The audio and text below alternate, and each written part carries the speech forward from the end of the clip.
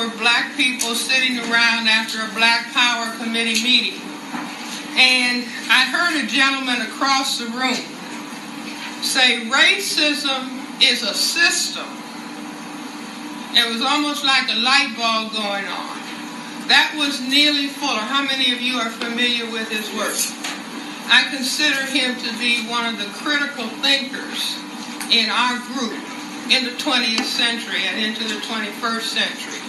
He was saying that racism is a system, and because we got to get this really in our head.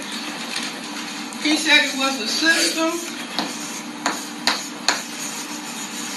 and the system functions in all areas of people activity: economics, education, entertainment, labor, law, politics, religion, sex, and war.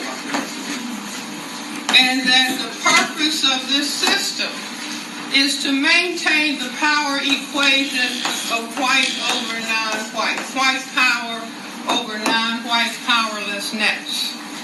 And so I thought this was a very profound concept. Those of you who are familiar with the work of Dr. Du Bois. Dr. Du Bois in 1903 said that the problem of the 20th century is the question of the color line. This is the problem of the color line. So I said to myself, why would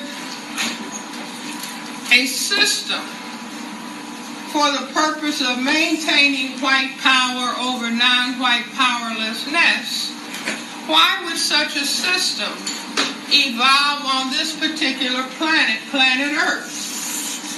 And then I thought about some of the things that are said within the system. One of the critical things is that we are taught that white is a majority. Is that right? And we are told that non-white is genetic inferior.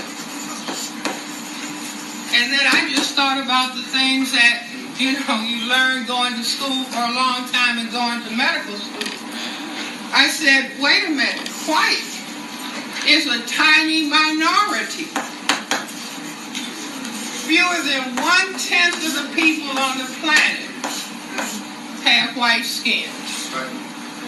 And instead of black people being genetically inferior, the ability to produce this black pigment, melanin, is a genetically dominant trait.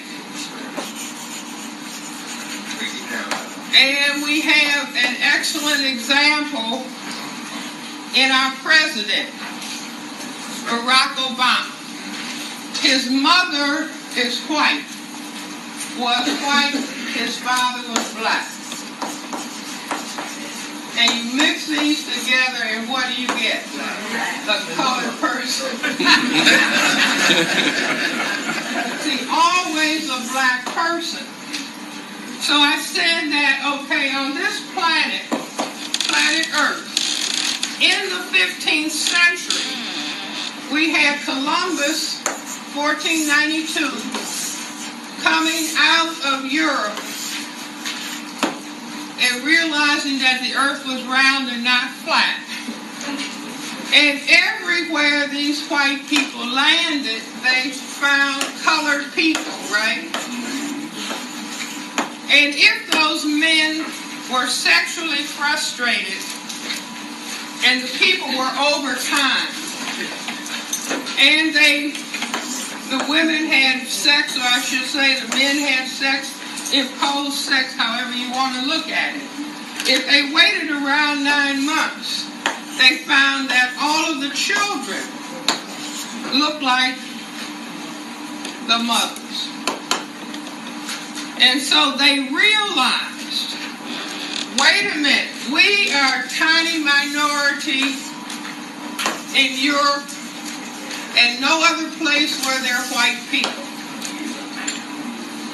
So they said, wait a minute, what if these men got in boats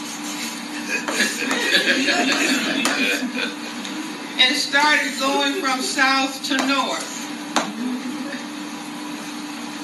We could genetically disappear.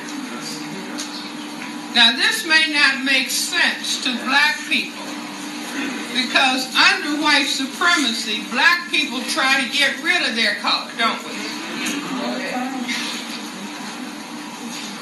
White people don't want to disappear.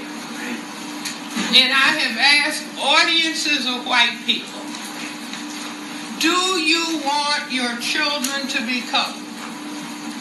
Do you want your grandchildren to be colored? Do you want your great-grandchildren to be colored? Do you want your great-great-great-great-great-grandchildren to be colored?